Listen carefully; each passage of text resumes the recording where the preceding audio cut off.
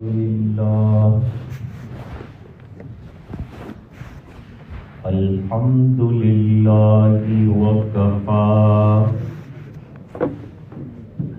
وسلام على عباده الذين اصطفى أما بعد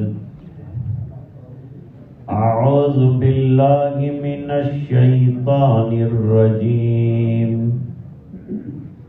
بسم الله الرحمن الرحيم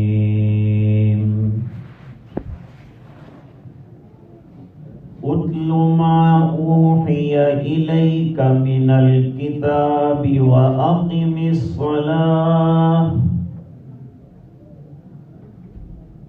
إن الصلاة تنهى عن الفحشاء والمنكر ولذكر الله أكبر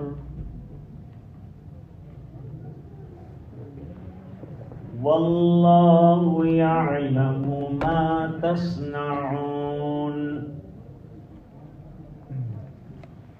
صدق اللہ العظیم اللہم صل علی سیدنا محمد وعلی آل سیدنا محمد وبارک وسلم.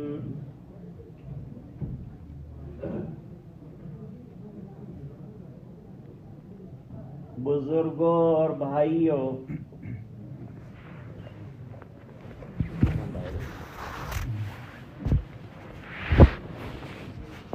اور گھر پر سن رہی دینی ماں بہنیں،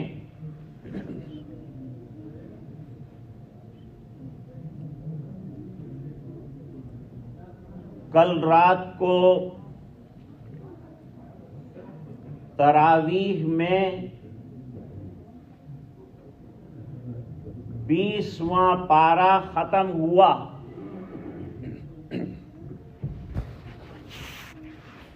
اور 21واں پارہ شروع ہو گیا.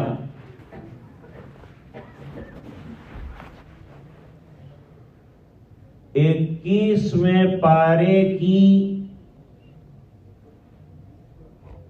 سورہ عنکبوت جو ہے، اس سورت کی ایک آیت کریمہ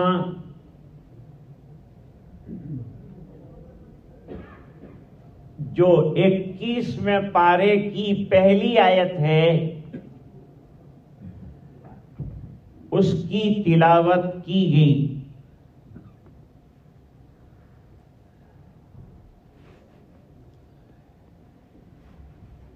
روزہ یہ بہت بڑی عبادت ہے. اس کی قدردانی ہونی چاہیے. جو بھی نعمتیں اللہ نے دی ہے،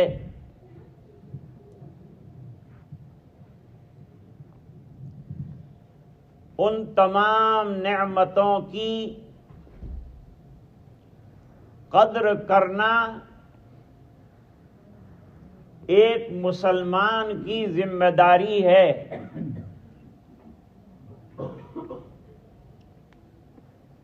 حکیم الامت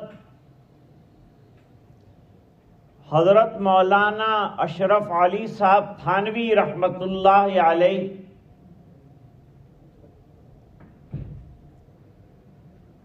روپیہ اور پیسہ اپنے داہنے ہاتھ میں اور رائٹ ہینڈ میں لیتے تھے. پوچھا گیا کہ حضرت ایسا کیوں کرتے ہیں؟ جواب دیا کہ یہ روپیہ پیسہ بھی اللہ کی نعمت ہے،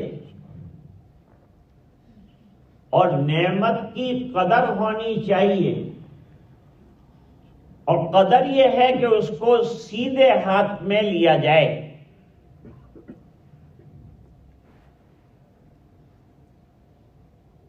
حضرت تھانوی رحمت اللہ علیہ کتابوں کی، دینی کتابوں کی بھی بڑی قدر فرماتے تھے۔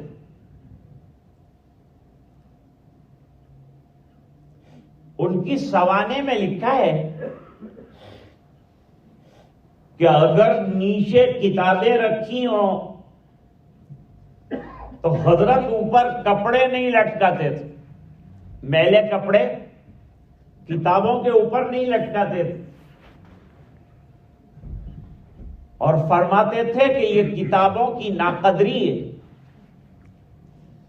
کتاب کی قدر یہ ہے کہ اس کو عظیم نظروں سے دیکھا جائے، اس کا احترام بھی کیا جائے، جس سے علم حاصل کرتے ہیں اس کا احترام کرنا چاہیے۔ حکیم الاسلام حضرت مولانا قاری محمد طیب صاحب رحمت اللہ علیہ فرماتے ہیں کہ علم کے حاصل کرنے کے جو سورسز ہیں، جو اسباب ہیں، ان اسباب کی بھی قدر اور عظمت کرنا، اس کے بغیر علم حاصل نہیں ہو سکتا۔ جیسے ایک گلاب کا پھول ہے، ہم گلاب کے پھول سے خوشبو حاصل کرتے ہیں، لیکن اگر کوئی گلاب کی پنکھڑیوں کو پیروں سے کچل ڈالے تو وہ خوشبو سے بھی محروم ہو جائے گا۔ بالکل اسی طرح سے روزہ ایک بہت بڑی عبادت ہے، دن میں اس کی قدر ہونی چاہیے۔ روزے میں غیبت سے، کینہ کپٹ کی باتوں سے اپنے آپ کو بچانا، اور جہاں تک ہو سکے روزے کو عبادت میں لگانا، طاعات میں لگانا، خیر کے کاموں میں لگانا، بھلائی کے کاموں میں لگانا، یہ روزے کی قدر ہے۔ اب ایک واقعہ سنو۔ ایک مجوسی تھا، اس کا ایک بیٹا تھا۔ مجوسی جانتے ہیں نا، آگ کی پوجا کرنے والے کو مجوسی کہتے ہیں، آتش پرست کو کہتے ہیں، آگ کی پوجا کرنے والے۔ اس کا ایک بیٹا تھا، اور رمضان المبارک میں وہ دن میں کھا رہا تھا،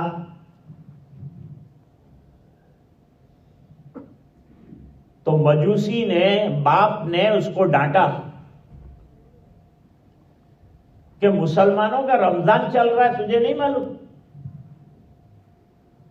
اور تو دن کے اندر سب کے سامنے جو ہے مسلمانوں نے روزے رکھے ہیں اور تو کھانا کھا رہا ہے، شرم نہیں آتی تجھے؟ ڈانٹا۔ بس یہ واقعہ تو آیا گیا، ہو گیا۔ اس کے بعد وہ مجوسی کا انتقال ہو گیا۔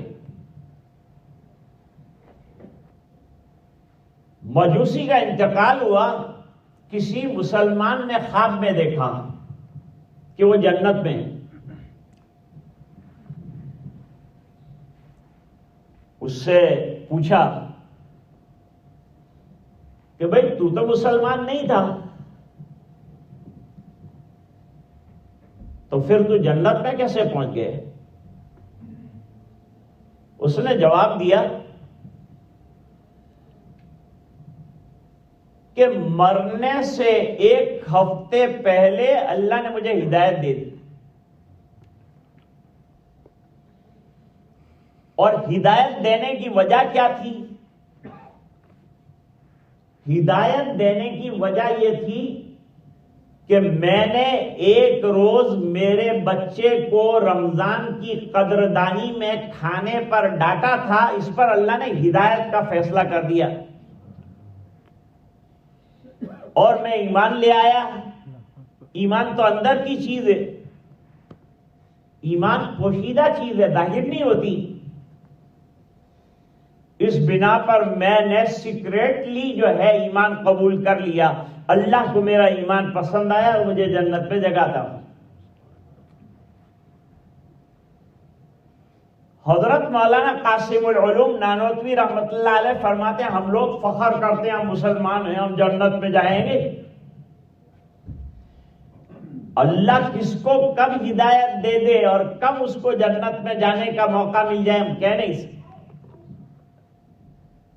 کون بخشا جائے گا نہیں کہہ سکتے ہیں، کس کو اللہ کب ہدایت دے دے نہیں کہہ سکتے ہیں۔ ہدایت اللہ کی طرف سے۔ اللہ تعالیٰ قرآن میں فرماتے ہیں اِنَّكَ لَا تَهْدِي مَنْ أَحْبَبْتَ وَلَكِنَّ اللَّهَ يَهْدِي مَن يَشَاءُ۔ اے نبی آپ چاہیں کہ کسی کو ہدایت دے دے تو نہیں دے سکتے، ہاں ہدایت کا دینا، ہدایت کی بات کر سکتے ہیں، لیکن ہدایت کا دینا اللہ کے ہاتھ میں ہے، اللہ کے اختیار میں ہے۔ ابو طالب جو ہیں انہوں نے حضور کی پرورش کی ہے، والدہ کا انتقال ہوا تو دادا کے پاس رہے سرکار، دادا کا انتقال ہوا تو چچا کے پاس آئے۔ ابو طالب نے بڑے پیار سے اپنے بچوں کی طرح پرورش کی، بلکہ ابو طالب کا تو فائدہ ہو گیا۔ کہتے جس دن سے سرکار میرے گھر میں آئے میرے دودھ دینے والے جانوروں کے دودھ میں اضافہ ہو گیا، میری آمدنی میں اضافہ ہو گیا، سرکار کی آمد کی یہ برکت ہوئی۔ جیسے حلیمہ سعدیہ کے یہاں گئے تو وہاں برکتیں ہی برکتیں شروع ہو گئی، ان کی سواری تیز ہو گئی، ان کے دودھ میں اضافہ ہو گیا، ان کی آمدنی میں اضافہ ہو گیا۔ ابو طالب نے حضور پاک صلی اللہ علیہ وسلم کی دین کی اشاعت میں بہت مدد کی، بے حد نصرت فرمائی اور ہیلپ کی اور فیڈ بیک کیا، اور مشرکین سے کہہ دیا کہ یہ جو کام کرتا ہے اس میں کوئی رکاوٹ نہ ڈالے، اس کو کام کرنے دیں، میں اس کا ذمہ دار ہوں، خبردار کسی نے ہاتھ لگایا۔ خیر نبیوں کی حفاظت تو اللہ کی طرف سے ہوتی ہے، اور جب تک اس کا مشن نہیں پورا ہو جاتا وہاں تک اللہ کی طرف سے نظام چلتا ہے۔ سرکار کے دروازے پر مدینہ منورہ میں ہمیشہ ایک چوکیدار رات کو رہتا تھا، کیونکہ مدینے میں یہود تھے، کیا شرارت کب کر دیں گے کہہ نہیں سکتے، اس لیے تلوار برہنہ کے ساتھ ایک صحابی پہرا دیتے تھے سرکار کے دروازے پر پوری رات۔ قربانی تھی بہت بڑی، لیکن آیت نازل ہوئی وَاللَّهُ يَعْصِمُكَ مِنَ النَّاسِ۔ اے نبی آپ دین کا کام کرتے جائیے، ذرا بھی مت گھبرائیے، جو حق بات کہنی ہے بالکل ڈنکے کی چوٹ پر کہہ دیجئے، ہم آپ کی حفاظت کرنے والے ہیں۔ سرکار نے دروازہ کھولا اور جو پہرا دے رہے تھے ان کو کہا کہ جاؤ گھر جا کر سو جاؤ، اللہ تعالیٰ نے میری حفاظت کا انتظام کر لیا ہے۔ اور زندگی میں سرکار کو کئی واقعات اور کئی حادثات ایسے پیش آئے کہ یہود نے جان سے مار ڈالنے کی سازشیں کی، لیکن اللہ تعالیٰ نے ہر موقع پر حضرت جبریل علیہ السلام کو بھیجا اور حضور پاک صلی اللہ علیہ وسلم کی حفاظت ہوئی. لیکن اسباب کے طور پر ابو طالب نے کہا کہ میں آپ کی پوری حفاظت کروں گا اور دین میں نصرت بھی کروں گا، لیکن ایمان قبول نہیں کیا. دعوت بھی دیتے تھے، ایمان قبول نہیں کیا. بالکل آخری وقت آ گیا،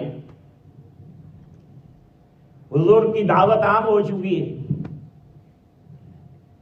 آپ کئی لوگوں کو دعوت دے چکے ہیں، کئی لوگ ایمان لا چکے ہیں، لیکن ابو طالب کو توفیق نہیں ہوئی، ان کو ہدایت نہیں ملی. مدد انہوں نے ضرور کی دین کی، لیکن ہدایت ان کے نصیب میں نہیں.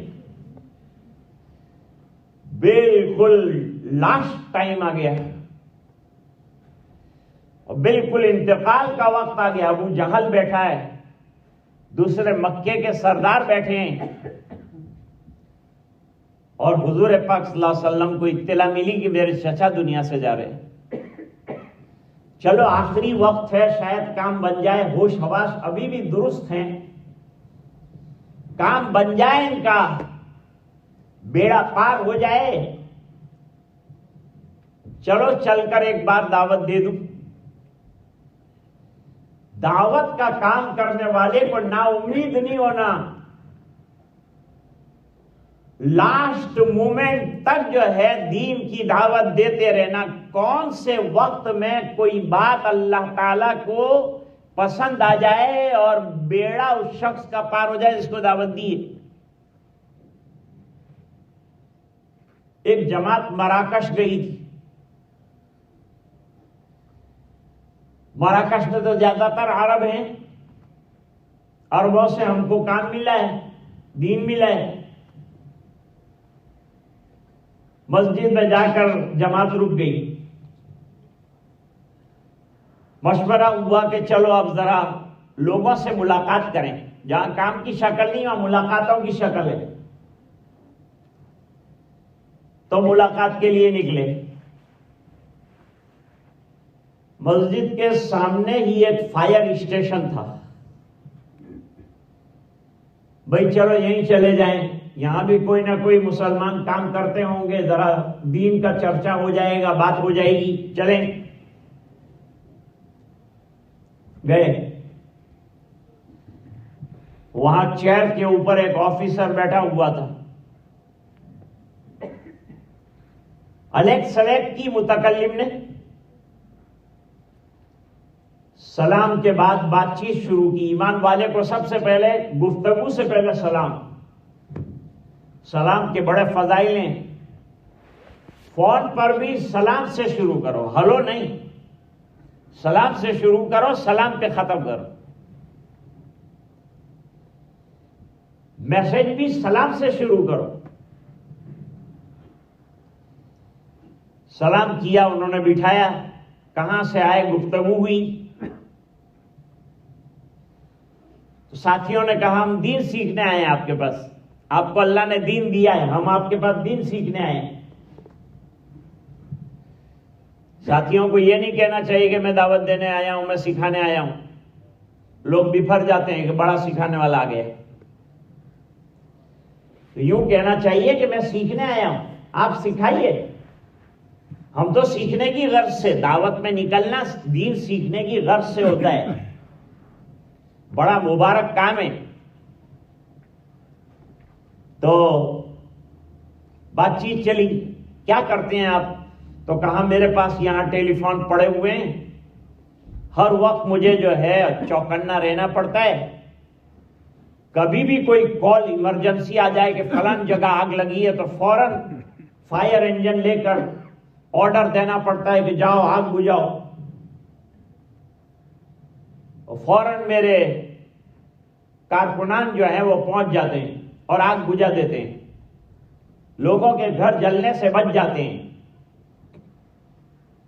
بڑا اچھا کام ہے آپ کا، خدمت کا کام ہے. دعوت کے کام کا مقصد یہ ہے کہ جو جہاں جو کام کر رہا ہے وہ اخلاص کے ساتھ دین کی فکروں کے ساتھ کام کرے. کسی کو اس کے کام سے نکالنا دعوت کا مطلب نہیں ہے. تبلیغ کا مقصد یہ نہیں ہے کہ بھائی سب جو ہے کام چھوڑ دو اور بس یہ کام میں لگ جاؤ، نہیں، جو جس کام میں رہ رہا ہے اس کو وہاں امانت داری کے ساتھ کام کرنا ہے۔ جیسے ایک آدمی دکان کے اوپر کام کر رہا ہے تو دکان پر جو کام کرے گا وہ امانت داری کے ساتھ کرے گا، ناپ تول میں کمی نہیں کرے گا، ناپ کے اندر میجرمنٹ کے اندر کپڑے والا کمی نہیں کرے گا، دھوکہ بازی نہیں کرے گا، خیانت نہیں کرے گا۔ یہ سب دعوت ہے، یہ سب دعوت دینے کا طریقہ ہے۔ چلتے پھرتے آدمی دین کی دعوت دے سکتا ہے، لیکن طریقہ نکل کے سیکھنا ہے۔ تو متکلم نے کہا تو بہت اچھا کام ہے، لوگوں کے گھر کی آگ بجھاتے ہیں آپ، تو بہت اچھا کام کرتے ہیں، لیکن میں آپ کو ایک حدیث سناتا ہوں۔ سنائیے حضرت، کیا حدیث ہے؟ حدیث کے نام پر انسان متوجہ ہو جاتا ہے، شرط یہ ہے کہ حدیث صحیح ہو۔ ایک حدیث سنائی، حدیث یہ سنائی کہ سرکار نے فرمایا کہ جب اذان ہوتی تو ایک فرشتہ اذان کے بعد پکارتا ہے، اے لوگوں جنہوں نے اپنے گناہوں کے ذریعے سے اپنے اوپر آگ جلا رکھی ہے، آؤ وہ آگ بجھانے کا وقت آیا، نماز پڑھو، وہ آگ بجھ جائے گی۔ گناہوں سے جو آگ جلائی ہے وہ آگ بجھانے کا وقت آیا۔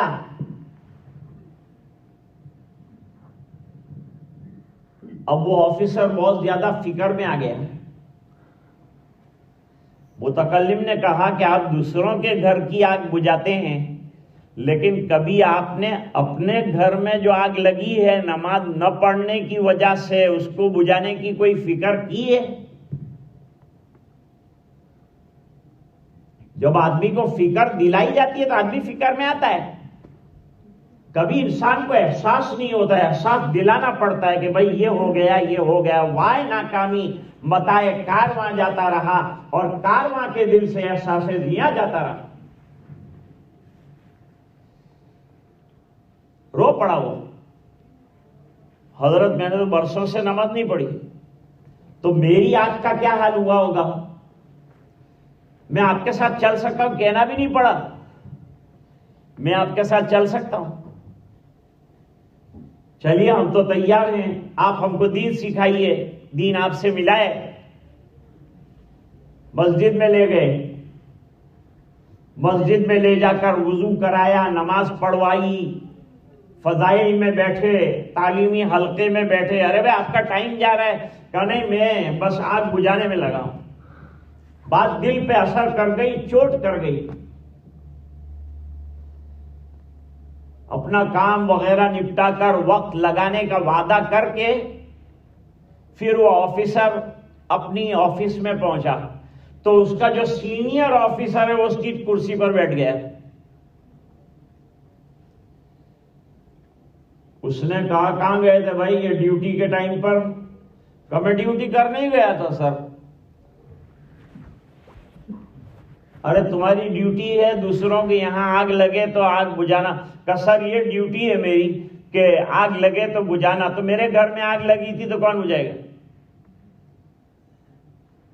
تیرے گھر میں آگ لگی؟ کہاں، میرے گھر میں کب سے آگ لگی تھی لیکن میرے کو پتہ ہی نہیں۔ پھر وہی حدیث آفیسر صاحب کو سنا جو وہ ساتھی نے سنائی تھی، وہ حدیث ان کو سنائی۔ اس نے کہا میرا بھی حال یہ ہے، میں بھی کئی عرصے سے مسجد میں نہیں گیا۔ کوئی جماعت آئی؟ کہا ایک جماعت آئی ہوئی ہے، لے گئے۔ اس نے بھی وقت لگایا، توبہ کی، نمازوں کی پابندی کا وعدہ کیا، اور جب دونوں آفیسر آئے تو وہ بڑے سینئر آفیسر نے یہ جونیئر آفیسر کو پرموشن دیا کہ تو نے مجھے ہدایت والا راستہ بتایا ہے، تو نے صحیح راستہ بتایا ہے، اس بنا پر میں جو ہے تیرا پرموشن، تیری قدر کرتا ہوں کہ تو نے صحیح راستہ دین کا بتا دیا، اب تیرا پرموشن ہو گیا۔ دین کا کام کرنے کی وجہ سے پرموشن ختم نہیں ہوتا، بڑھ جاتا ہے۔ دین کے کام سے اللہ تعالیٰ دنیا میں بھی برکتیں عطا فرماتے ہیں۔ حضرت ابو ہریرہ کا نام تو سنا ہے۔ حضرت ابو ہریرہ رضی اللہ تعالیٰ عنہ قبیلہ دوس کے فرد ہیں۔ اب قبیلہ دوس کا بڑا واقعہ ہے، بڑا لمبا واقعہ ہے، وہ ذکر نہیں کروں گا۔ اللہ تعالیٰ نے آدھی رات کو ابو ہریرہ کے دل میں بات ڈالی کہ سرکار کے خدمت میں چلا جا۔ ہدایت کے ملنے کے اسباب پیدا ہو گئے۔ اپنا ایک غلام اس کو ساتھ لیا۔ پہلے زمانے میں انسان بھی بکا کرتے تھے، ان کا ویلیو ہوتا تھا، بھئی یہ 1000 کا غلام ہے، یہ 2000 کا ہے، یہ 10,000 کا ہے، جیسا غلام ویسی اس کی ویلیو۔ تو وہ غلام کا ہاتھ پکڑا، رات کے اندھیرے میں نکل گیا۔ ہم لوگ الحمدللہ روشنیوں میں رہ رہے ہیں، ہم کو اندھیرے کا احساس نہیں۔ کبھی جنگل میں جا کے دیکھو اندھیرا کسے کہتے ہیں۔ ایسے اندھیروں میں کہیں کانٹے چبھ رہے ہیں، کہیں پتھر لگ رہے ہیں، ٹھوکریں لگ رہی ہے، پیر خون آلود ہو گئے۔ ہدایت کے لیے محنت کرنی پڑتی۔ یہ تو اللہ کا کرم ہے کہ اللہ تعالیٰ نے ہم کو بہت آسانی سے دین عطا فرما دیا۔ کوئی محنت نہیں کرنی پڑی، گہوارے کے اندر تھے کہ ہم نے اذان سن لی، ایک کلمہ گو کے گھر میں ہم کو اللہ تعالیٰ نے پیدا کر دیا۔ ہم لوگ قدر نہیں کر پا رہے ہیں۔ جو قربانیاں دیتا ہے وہ قدر کر سکتا ہے۔ ابو ہریرہ فجر میں آئے سرکار کے دروازے پر، دربار نبوی میں حاضر ہوئے، اور دربار نبوی میں حاضر ہو کر عرض کیا میں قبیلہ دوس کا فرد ہوں، کیوں آئے ہو؟ حضرت بہت دور سے ہدایت کی جستجو میں آیا، حلقہ بگوش اسلام ہونے کے لیے آیا ہوں۔ حضور پاک صلی اللہ علیہ وسلم نے کلمہ پڑھایا، ابو ہریرہ کی زندگی بدل گئی، نئی زندگی شروع ہو گئی۔ کفر کی زندگی الگ ہوتی ہے، ایمان کی زندگی بالکل مختلف ہوتی۔ وہ اللہ کو پہچانے بغیر زندگی گزار رہے تھے، اب اللہ کو پہچان کے زندگی گزارنا ہے، قدم قدم پہ اللہ کو راضی کرنے کی فکر کرنا ہے، اس کا نام مسلمان ہے۔ ہر قدم پہ اللہ راضی ہو جائے۔ روزہ رکھتے ہیں تو یہ فکر رہتی ہے کہ بھائی فریج میں تمام کھانے کا سامان ہے، پینے کا سامان ہے، لیکن کیوں نہیں ہم لوگ کھا رہے ہیں، پی رہے ہیں، اس بنا پر کہ اگر ایک گھونٹ بھی لے لیا روزہ ٹوٹ جائے گا، اللہ ناراض ہو جائے گا۔ تو اللہ کی رضا کی فکر روزہ دلاتا ہے۔ روزہ اللہ تعالیٰ کی رضا کا سامان ہے، بہترین عبادت ہے۔ تو ایمان قبول کرنے کے بعد حضور سے کہا، حضور میرے پاس سرمایہ کے طور پر ایک غلام تھا، رات کو راستے میں اندھیرے سے فائدہ اٹھا کے وہ بھی بھاگ گیا، میں تو خالی ہاتھ ہو گیا، بالکل میرے پاس تو کچھ بھی نہیں۔ وہ غلام ہوتا تو اس کو بیچ کر یا اس کے ساتھ خدمت کرتا، میری کام کرتا، میں تو اکیلا آیا ہوں۔ بس خیال آیا کہ ہدایت اللہ سے مانگی ہے، لے لوں، سرکار جو ہے تقسیم فرما رہے ہیں وہاں، تو آپ کے یہاں آ گیا علم حاصل کرنے کے لیے، دین حاصل کرنے کے لیے۔ ابو ہریرہ رضی اللہ تعالیٰ عنہ نے شکایت کی، میرا غلام بھاگ گیا۔ حضور نے کہا ذرا پیچھے مڑ کے دیکھو۔ پیچھے مڑ کے دیکھا تو وہ غلام بھی آ گیا ہے۔ لو تمہارا غلام آ گیا، دین چھیننے کے لیے نہیں ہے، دین عطا کرنے کے لیے۔ جو دین قبول کرتا ہے اللہ اس کو دنیا بھی دیتے ہیں، اس کو مال بھی عطا کرتے ہیں، اس کو عزت بھی عطا کرتے ہیں۔ کوئی دین پر چلنے والا محروم نہیں ہوتا۔ حدیث میں فرمایا کہ حج کرتے رہو گے تو مالدار رہو گے۔ حالانکہ حج میں پیسہ خرچ ہوتا ہے، پیسہ خرچ ہو تو کم ہو جانا چاہیے، لیکن فرماتے ہیں حج میں خرچ کرو گے تو اللہ مزید دے گا۔ دیتا ہی جائے گا. ہمارے یہاں راندیر میں ایک صاحب تھے, رکشا چلاتے تھے, چھوٹا سا ٹیک شاپ چلاتے تھے. انہوں نے دعا کی, اللہ مجھے حج میں جانا ہے, مجھے حرم دیکھنا ہے, مجھے روضہ رسول دیکھنا ہے. اللہ نے اس غریب کی دعا قبول کر لی, وہ حج میں گیا.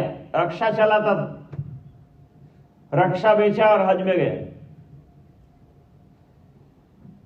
حج میں جا کے جو دعا کرتے ہیں اللہ تعالیٰ وہ قبول فرماتے ہیں. اب بیت اللہ پہ نظر پڑی تو یہ دعا کی کہ اللہ مجھے ہر سال لا, اور میں اکیلا نہیں آنا چاہتا, میں تو میری فیملی کو بھی لے کے آنا چاہتا ہوں, تو مجھے اتنا دے کہ میں فیملی کو لے کے آؤں.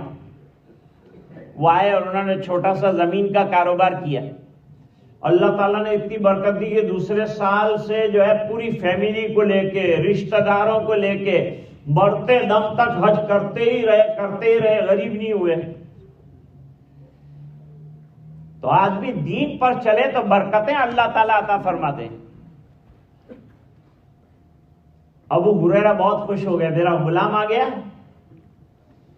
لیکن سرکار اللہ تعالیٰ نے مجھے کفر سے آزادی دی, آپ کے ہاتھ پر ایمان لایا تو مجھے کفر سے اللہ تعالیٰ نے آزادی عطا فرمائی ہے. اب آج جو ہے میں آپ کے سامنے یہ غلام کو آزاد کرتا ہوں خوشی میں کہ اللہ نے مجھے جہنم سے آزاد کیا, میں اس کو غلامی سے آزاد کروں. پھر ابو ہریرہ حضور کے پاس رہے. 3 دن کا فاقہ ہوتا تھا, کھانے کو کچھ نہیں ملتا تھا, کھجور کی گٹلیاں چوستے تھے. ہم افطار کے لیے بیٹھتے تو کھجوریں سامنے آ جاتی, ابو ہریرہ ڈھونڈنے نکلتے, کچھ نہیں ہوتا تھا, بے ہوش ہو جاتے تھے.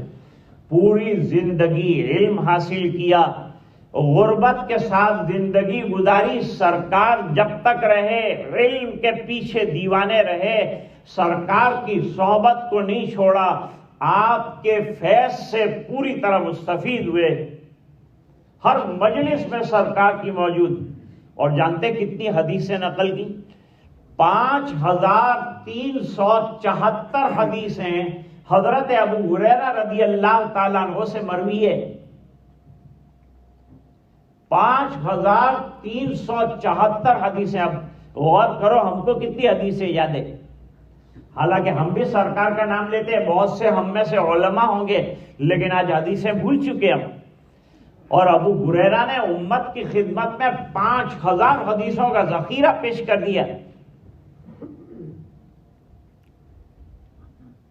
حضرت عمر کا زمانہ ہے, اللہ کیسے نوازتے ہیں وہ بتاتا ہوں. حضرت عمر رضی اللہ تعالیٰ عنہ کا جب زمانہ آیا تو ابو ہریرہ کو گورنر بنایا گیا. وہ غربت کا عالم, اور اب بن گئے گورنر. ایک دن ناک صاف کرنے کے لیے جیب میں سے رومال نکالا. وہ رومال جانتے ہیں کیسا تھا؟ وہ رومال ایسے کپڑے کا تھا کہ جس کو حاصل کرنے کے لیے بادشاہوں کو بھی بہت پیسہ خرچ کرنا پڑتا تھا, اتنا مہنگا وہ کپڑا تھا. اس سے ناک صاف کر رہے ہیں. وہاں بادشاہوں کو نصیب نہیں ہے, ناک صاف کرنے کے لیے رومال کے طور پر استعمال کر رہے ہیں. ابو ہریرہ نے کہا, دیکھیے ایمان قبول کرنے کے بعد اللہ نے کیا نوازا کہ بادشاہوں کو جو کپڑا نصیب نہیں وہ مجھے ناک صاف کرنے کے لیے اللہ تعالیٰ نے عطا فرمایا. میں کہہ رہا تھا کہ آدمی دین پر آ جائے اور زندگی دین کے مطابق گزارے تو وہ مفلوق الحال نہیں ہوگا, پریشان نہیں ہوگا, بلکہ اللہ تعالیٰ اسے نوازیں گے, دیں گے, عطا کریں گے.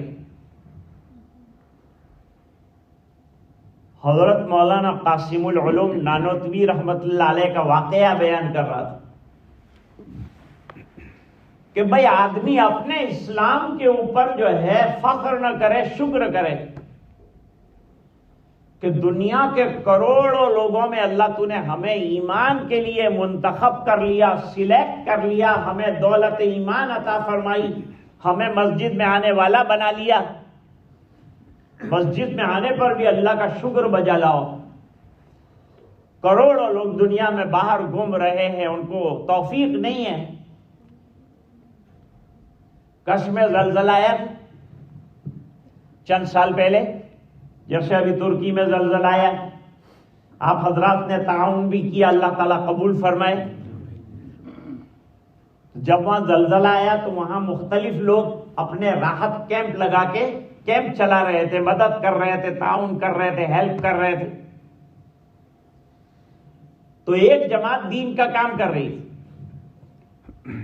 ایک جماعت کہ بھئی بیچارے ادھر اجڑے ہیں، نمازوں کا کیا ہوگا، نماز کی فکر کرو، مکان گر گئے، کھانا نہیں ملتا، لیکن نماز تو فرض ہے، اس کی فکر کرے۔ تو ایک جماعت یہ کام میں لگی، دعوت کے ساتھیوں کو جوڑنا شروع کیا، جو بیچارے بکھر گئے تھے ان کو جوڑنا شروع کیا۔ ایک بڑے میاں کو پکڑ کے لائے اور لا کر کے ان کو جو ہے وضو کرایا اور نماز پڑھوائی، اور چاچا سے پوچھا کتنے عرصے کے بعد آپ مسجد میں آئے؟ اس نے کہا 28 سال کے بعد مسجد میں آیا ہوں، روزانہ مسجد کی باہر کی دیوار دیکھتا ہوں، لیکن مسجد میں آنے کی توفیق نہیں ہوئی، اور آج 28 سال کے بعد آپ لوگوں نے محنت کر کے مجھے مسجد کے اندر کا حصہ دکھایا۔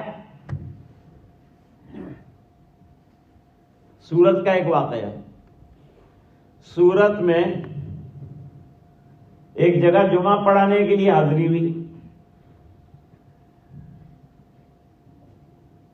جمعہ کے بعد ایک صاحب سے ملاقات ہوئی، میں نے پوچھا حضرت آپ کہاں رہتے ہیں؟ کہ سامنے دروازہ ہے ساتھ بدر۔ میں نے کہا آپ بڑے خوش نصیب ہیں، مسجد کے سامنے دروازہ، تو آپ کی تو کوئی نماز نہیں جاتی ہوگی؟ کہ 15 سال کے بعد جمعہ پڑھنے آیا۔ ہدایت کا ملنا اللہ کی طرف سے، ہمیشہ مانگنا چاہیے، اللہ سے ہدایت مانگنا چاہیے، اور یہ بھی مانگنا چاہیے کہ ہدایت مل کے چھین نہ جائے۔ ربنا لا تزغ قلوبنا بعد إذ هديتنا وهب لنا من لدنك رحمة إنك أنت الوهاب۔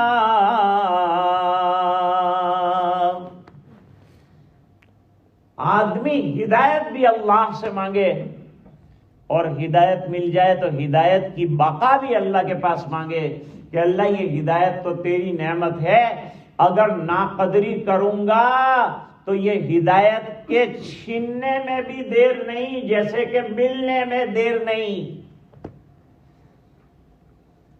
حضرت نانوتوی فرماتے ہیں کہ میرے پڑوس میں ایک لالا جی رہتا تھا، غیر اس نے،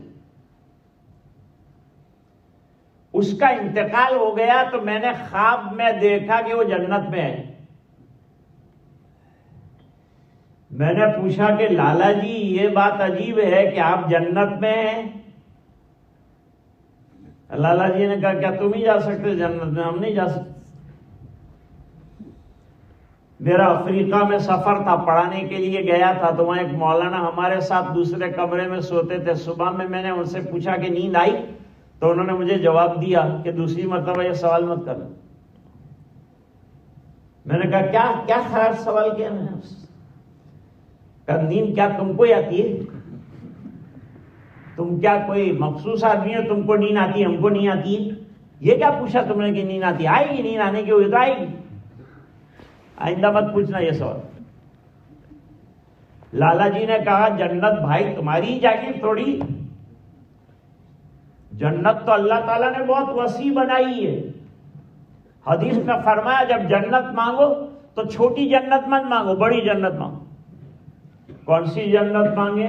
حدیث میں فرمایا جنت الفردوس مانگو، یہ اعلیٰ درجے کی جنت ہے، اور یہ ایسی جنت ہے کہ وہاں سے نہریں جنت میں نکلتی ہیں جاتی ہیں، وہ مانگو، بہترین جنت مانگو۔ دنیا میں بہترین گھر مانگتے ہو، بہترین کپڑا مانگتے ہو، بہترین روپیہ مانگتے ہو، تو اللہ سے جنت مانگو تو جنت بھی اعلیٰ درجے کی مانگو۔ دینے والا خزینے دار ہے، وہ داتا ہے، اس کو دینے میں کیا تکلیف ہے؟ کہا آپ نماز پڑھنے جایا کرتے تھے، میں آپ کی نماز کے لیے دوڑ دھوپ دیکھ کر دعا کیا کرتا تھا کہ اللہ یہ دین مجھے بھی مل جائے، میں بھی نماز پڑھنے والا بن جاؤں۔ تو تمہاری نماز کی دوڑ دھوپ کو دیکھ کر میں نے چپکے سے کلمہ پڑھ لیا اور گھر میں روزانہ نماز پڑھتا تھا، اللہ تعالیٰ کو میری یہ ادا پسند آ گئی اور مجھے جنت میں جگہ عطا فرمائی۔ ہمارے شیخ حضرت مولانا اسماعیل باڑی صاحب رحمۃ اللہ علیہ، بڑی عمر اللہ تعالیٰ نے عطا فرمائی، 94 سال کی عمر ہوئی۔ وہ فرماتے تھے کہ میں سب بھول گیا ہوں قرآن کے علاوہ، پاؤنڈ کیا ہے، 100 پاؤنڈ کیا ہے، 10 پاؤنڈ کیا ہے، یہ میرے کو معلوم نہیں۔ میں تو جیب میں پیسے آتے تو نکال کے گھر والی کے سامنے رکھ دیتا ہوں کہ تو وہاں پڑھ دیتا یا تو وہاں پڑھ دیتا۔ مجھے تو یہ پاؤنڈ کا بھی پتہ نہیں، یہ 10 کی نوٹ کون سی نہ 50 کی نوٹ کون سی، اتنا بھی بھول چکا ہوں میں۔ لیکن قرآن شریف مجھے برابر یاد ہے، رات کو 15 پارے نماز کے اندر پڑھ۔ ایک انگریز رہتا تھا ان کی اسٹریٹ کے اندر۔ اب کیا ہے، آپ کے علاقوں میں تو بارش کب ہو جائے، سردی کب ہو جائے، گرمی کب ہو جائے، کوئی ٹھکانہ نہیں۔ 3 W کا ٹھکانہ نہیں ہے، اس میں سے ویدر بھی ہے۔ ویدر اچانک جو ہے کب بدل جاتا ہے کچھ نہیں کہہ سکتے۔ حضرت بارش میں ڈنڈا لے کر نماز کے لیے سامنے ہی مسجد تھی، تیزی سے چلتے تھے، بڑھاپے کے باوجود نماز کے لیے ایک دم ایکٹیو رہتے تھے۔ جہاں اذان ہوئی کہ حضرت نکلے، جہاں اذان ہوئی کہ حضرت نکلے۔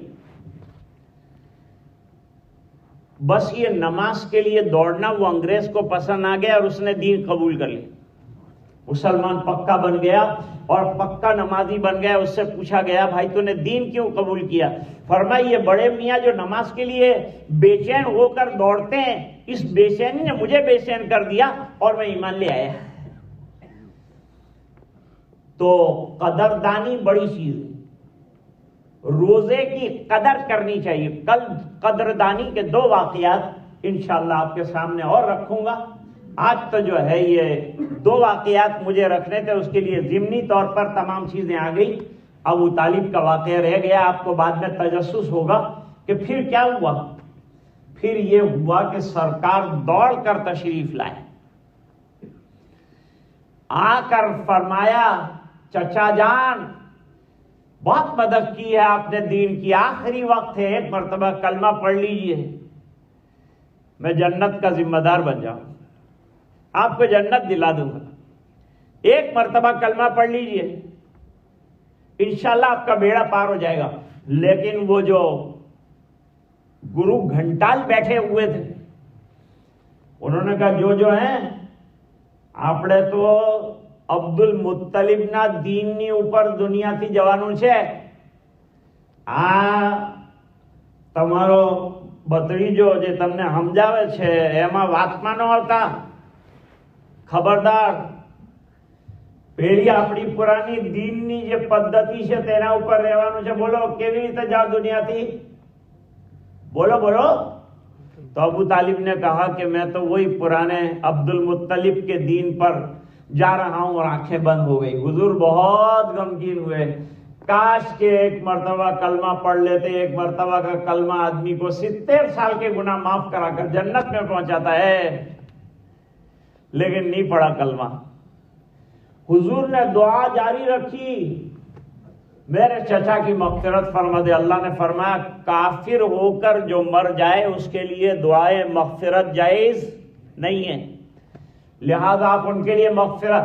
البتہ آپ کے چچا نے دین کی بہت ہیلپ کی ہے، آپ کی بہت ہیلپ کی ہے، اس بنا پر ان کے عذاب کے اندر تخفیف کر دوں گا، ان کو لیس درجے کا عذاب ہوگا۔ وہ لیس درجے کا عذاب کیا ہے؟ پیروں کے اندر آگ کی جوتیاں پہنائی جائیں گی، جس کی وجہ سے سر کے اندر دماغ کھول رہا ہوگا۔ یہ کم سے کم کسی جہنمی کو ہونے والا عذاب ہے، اللہ حفاظت فرمائے۔ اب زیادہ جو عذاب ہے اس کی کیا نوعیت ہوگی اس کا اندازہ لگائیے۔ تو آج کا مضمون تھا قدردانی۔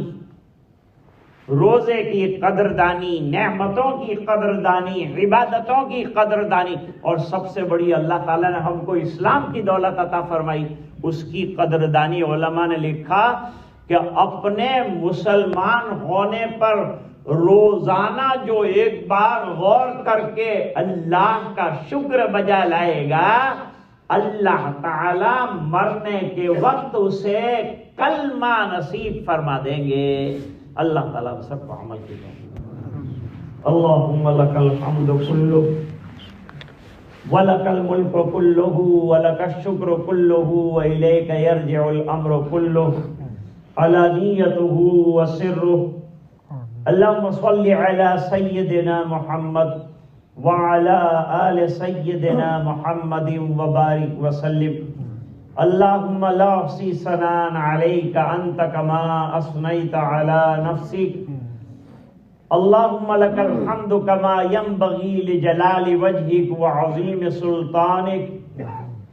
ربنا آتنا فی الدنیا حسنہ وفی الآخرۃ حسنۃ وقنا عذاب النار وادخلنا الجنۃ مع الابرار یا عزیز یا غفار۔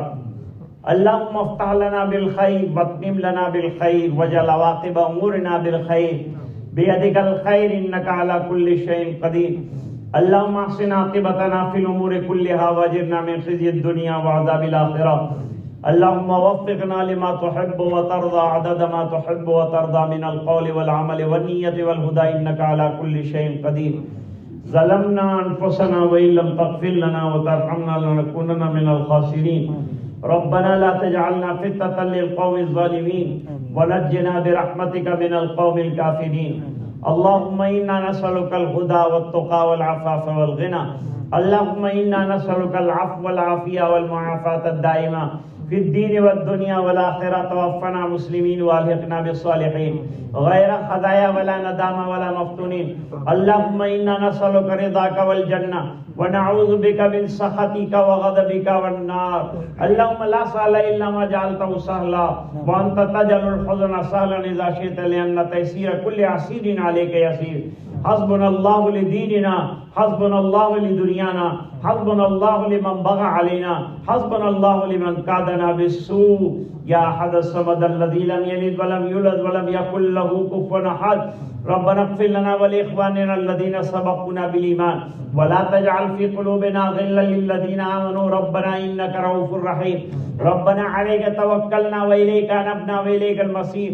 اللهم تقبل صيامنا وقيامنا في شهر رمضان، اللهم اجعلنا عتقاء شهر رمضان، اللهم اعتق رقابنا من النيران۔ یا حی یا قیوم برحمتک نستغیث اصلح لنا شاننا کلہ ولا تکلنا الی انفسنا طرفۃ عین فانک ان تکلنا الی انفسنا تکلنا الی عورۃ وذنب وخطیہ۔ اے اللہ ہمارے گناہوں کو معاف فرما، کوتاہیوں سے درگزر فرما، اپنا فضل اور کرم شامل حال فرما، رحم کے کرم کے فیصلے فرما، اپنی رضا دائمی عطا فرما۔ اے اللہ تو ہم سے راضی اور خوش ہو جا اور ہمیں اپنا بندہ بنا دے۔ اے اللہ رمضان کی عبادات قبول فرما، روزے کی قدردانی نصیب فرما۔ اے اللہ تو نے دین عطا فرمایا اس کا قدردان بنا۔ اے اللہ ہدایت کی قدردانی نصیب فرما، اے اللہ اسلام کی قدردانی نصیب فرما۔ اے اللہ اس پر ہم تیرا شکر ادا کرتے ہیں کہ تو نے ہمیں ہدایت عطا فرمائی۔ اے اللہ تو نے ہمیں دین عطا فرمایا، اے اللہ تو نے ہمیں مسلمان بنایا، اے اللہ تو نے ہمیں ایمان والا بنایا، اے اللہ تو نے ہمیں مسجد والا بنایا، اے اللہ تو نے ہمیں نماز پڑھنے والا بنایا، اے اللہ تو نے ہم کو روزہ رکھنے والا بنایا، اے اللہ تو نے ہم کو عبادت کرنے والا بنایا، اے اللہ تو نے ہم کو تلاوت کرنے والا بنایا، اے اللہ تو نے ہم کو اپنے آپ کو تجھ سے راضی ہونے والا بنایا۔ اے اللہ تیری رضا والی زندگی عطا فرما، تو ہم سے راضی اور خوش ہو جا۔ روزے قبول فرما، تراویح قبول فرما، قرآن کی تلاوت قبول فرما، زکوٰۃ دینا قبول فرما، داد و دہیش قبول فرما، اور اے الہ العالمین مسجد کا جو کام باقی ہے اپنے فضل سے پورا فرما، خیر اور عافیت کے ساتھ تکمیل فرما۔ اے الہ العالمین پورے مجمع کی مغفرت فرما، امت کے ایک ایک فرد کی مغفرت فرما، اور اے الہ العالمین جو ماں بہنیں گھروں پر سن رہی ہیں، اے اللہ انہوں نے بھی ہاتھ پھیلائے ہیں اپنے فضل سے، ان کی بپتائیں بھی سن لے اور غیب سے تکفل فرما۔ اے اللہ چھوٹے بچے بھی ہیں، بڑے بھی ہیں، علماء بھی ہیں، ضعفاء بھی ہیں، اتنا بڑا مجمع اگر کسی کریم کے دروازے پر مانگے تو قبول کر لے گا، وہ قبول کر لے گا، کچھ نہ کچھ دے دے گا۔ اے اللہ تو کریموں کا کریم ہے، تو آقاؤں کا آقا ہے، اے اللہ اپنے فضل سے، اپنے خزانے غیب سے ہمیں عطا فرما، مغفرت کے فیصلے فرما، اور اے اللہ سچی توبہ ہمیں نصیب فرما۔ اے اللہ پورے مجمع کی مغفرت فرما، امت کے ایک ایک فرد کی مغفرت فرما، دعائیں اپنے فضل و کرم حبیب پاک صلی اللہ علیہ وسلم کی برکت سے منظور فرما۔ سبحان ربک رب العزت عما یصفون وسلام علی المرسلین والحمد للہ رب العالمین۔